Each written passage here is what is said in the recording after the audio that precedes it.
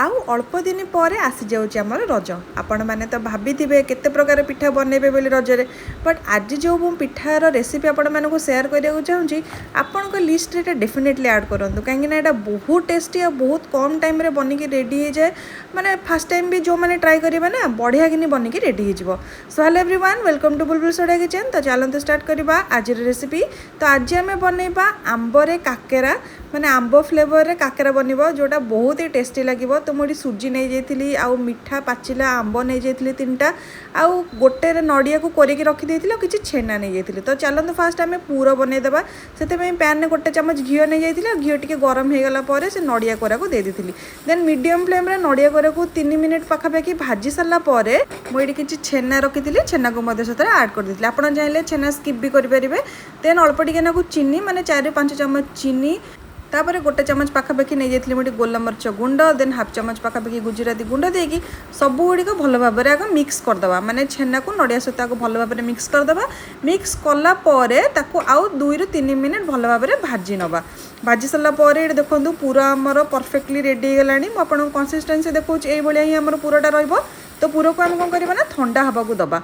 ठंडा है भितर आम कौन करबा ना चलतु आंबर प्यूरी बनईदेवा। से मुझे 3टा आंब नहीं आउ जोटा कि बहुत मीठा थिला। आपन देखिए माने मीठा आंब टिके नेबे जदि आपनकर स्लाइड टिके कम मीठा नौची देन प्यूरी माने ऐड कला बेले टिके चीनी रो क्वांटिटी बढ़े देबे।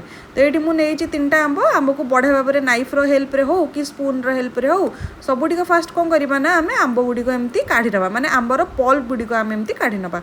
आउ गोटे जिनस मन रखिथे आंब काकेरा बनैयाकू पूरा परफेक्टली माने पाचिला आंब ने जोटा टिके रेसा रेसा धागा धागा वाला आंब बाहर नी से आंबटा नेबेनी से टिके स्किप करेंगे जोटा यही भाया मैंगोर पल्प बाहर थो से भाया आम आंब नबा। तापर कौन करवा ना मुझे गोटे जार नहीं जाइए ग्राइंडिंग जार तार मैंगोर पल्प देकी बिना पानी देकी भल भाव आपको ग्राइंडिंग करी मैंगोर एमती प्यूरी बाहर करदे माने बनईदेवा। तापर मुझे गोटे कड़े नहीं चलते जंतणी बनइबा जेतिकी मैंगो प्यूरी नहीं आम कौन करवा ना सेतिकी पानी एथरे ऐड करवा। मेजरमेंटा माने बहुत इंपोर्टेंट आप देखिए माने मेजरमेंटा को निहाती ध्यान रखुवे।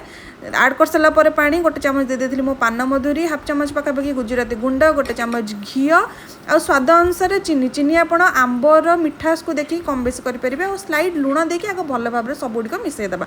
जदि भी आपणकर आंबर टिके खंड खंड कौटी रही जाऊ व्यस्त हेनी से फुटीगले से मिसीज कि माने टेंशन नेबेनी से। तो जिते आंब एमती मीडियम फ्लेम रे कि हाई फ्लेम रे हो एमती गोटे फुटा जो आसो जो माने एमती फुटीज तो आम से टाइम कौन करवा ना सुजी ऐड करवा। आप जी मैंगो पल्प नहीं से सुजी ही ऐड करेंगे। तो फास्ट मुझे अधा सुजी देती अधा सुजी को भल भाव में मिसई सारापर देन आ बाकी तक जो सुजी मुझे रखी से गुड़िक देकी भल भाव में मिसईकी गोटे सॉफ्ट डो रेडी करदे। आप जिते बढ़िया एमती चलेबे आ यही प्रोसेसटा कला बेले सब बेले फ्लेम को लो रे रखिथे। तो आप जिते बढ़िया भाव में फेंटे से बढ़िया भाव में सॉफ्ट डो गोटे बनिकी रेडी हो।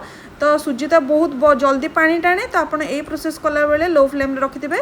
आ जो सरीज आपण मैंने गोटे बढ़िया सॉफ्ट डो बनीज आप गोटे गुला आणिक हाथ देखिए जब हाथ लगुन देन आप जानवे जे आप डोटा पूरा परफेक्टली रेडी होती।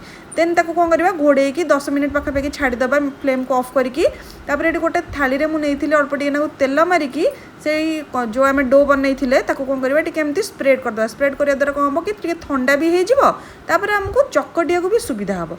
तापर आम कौन करवा ना भल भाव में चकटिकी बढ़िया भाव में आहरी टे सॉफ्ट डो बनईदेवा। माने जिते बढ़िया भाव में आम ये डोटा को चकटिबा माने जंतणी को चकटिबा आमर पिठा बहुत बढ़िया बनब। तो आप कौन करवा ना 4-5 मिनिट बढ़िया भाव में चक। तो तापर चलतु पिठा गुड़िक गढ़ी नवा हाथ अल्प टे तेल नवा तापर अल्प टे गोटे गुला आनिबा आनिकी हाथ में एमती गोल गोल गोल गोल बनईदेवा।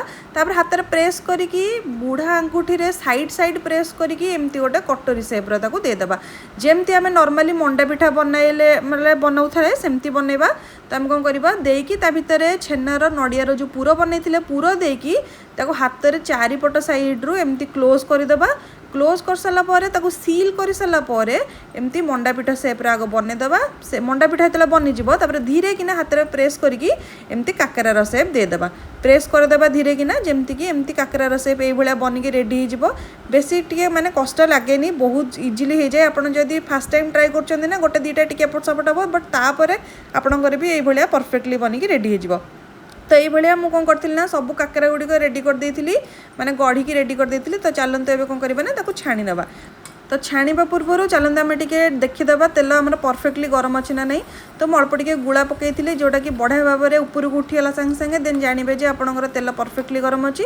देन कौन करवा ना काकरा पिठा आड़ को देकी 2 मिनिट पर्यंत बिल्कुल भी से लगे 2 मिनिट पर अल्ट पल्ट करके गोल्डन ब्राउन कलर है पर्यंत ताको कौन करवा ना फ्राए करदे। फ्राए करदेला देखूँ आंब काकरा बनिकी रेडी हो जाए बहुत टेस्टी माने बहुत बढ़िया लगे आपको। आप फास्ट टाइम भी ये खाई नथिबे फास्ट टाइम खाइबे आपको भी फ्लेवरटा बहुत पसंद आसीबो।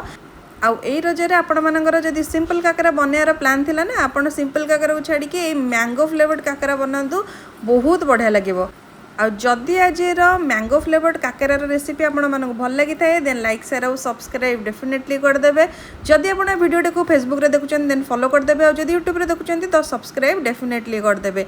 रहुची पुणी देखा नेक्स्ट वीडियो रे किछि नुआ रेसिपी सहित एंड समस्त को मो तरफ हैप्पी रज इन एडवांस। Bye bye.